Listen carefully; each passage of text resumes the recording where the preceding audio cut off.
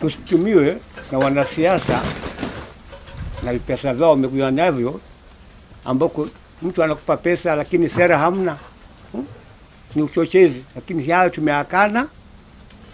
Nataka sisi wakazi wa Wundanyi tuishi kwa amani vile tulikuwepo, hata siasa zikiisha tubaki vile vile tulikuwepo. Leo tumefikia waamuzi, tukaketi, tukawaangalia wale wote wanasimama governor, mnawajua nyinyi, mimi siwataji majina, mnawajua nyinyi wenyewe wote 13.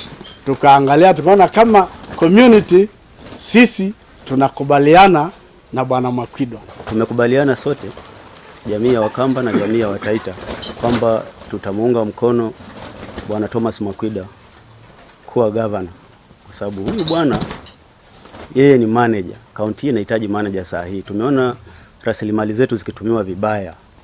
Kwa hivyo tukaamua tumweke manager, kwa sababu alikuwa manager mzoefu mwenye takriban nzuri tu. Lakini sisi viongozi, mimi kama kiongozi ya jamii wa Taita, mimi Mzee Rajab Mwaziga ni kiongozi wa Taita. Kila siku tunafanya mikutano ya kuonyana, kukatazana. Vijana tafadhalini, msikubali kupewa pesa mkatupia watu mawe.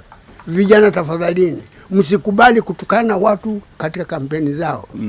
Nasema asante sana kwa kupitisha hiyo resolution ya kuniunga mkono kwa safari hii ya kuchukua uongozi wa kiti cha ugavana kaunti yetu ya Taita Taveta. Kwa hivyo kwa mimi binafsi, familia yangu na watu wote wa kaunti, nataka kutoa shukurani kubwa sana kwa wazee kwa kupitisha uamuzi huo.